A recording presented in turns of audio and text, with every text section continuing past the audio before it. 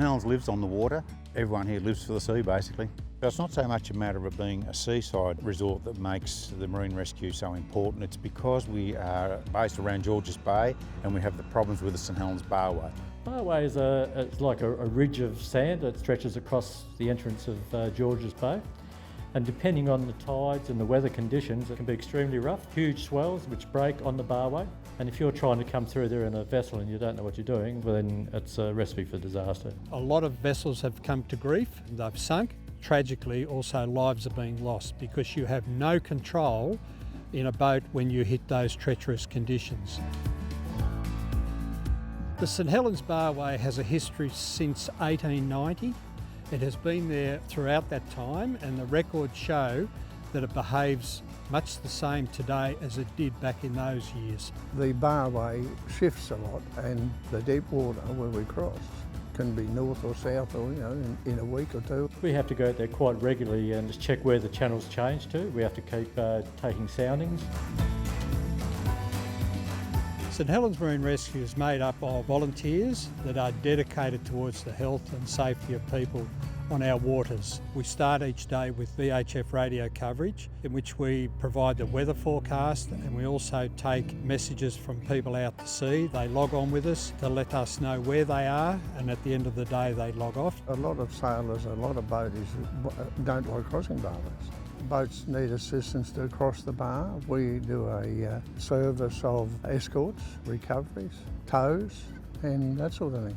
It's grown from a tiny little 1 or 2 person operation to now we have 45 members, of which 20 odd are very active participants in marine rescue. A lot of our visitors to the area, they come by yacht. They come through that area that's there, so it's good that we can actually have something in place to look after those people when they get in trouble. When you go on the water, there are dangers, and we are there to provide for the safety of those people in the case of an emergency. So there's a high degree of reliance upon our services. As a result, there's a feeling of confidence when people go on the water knowing that there is somebody there that can support them.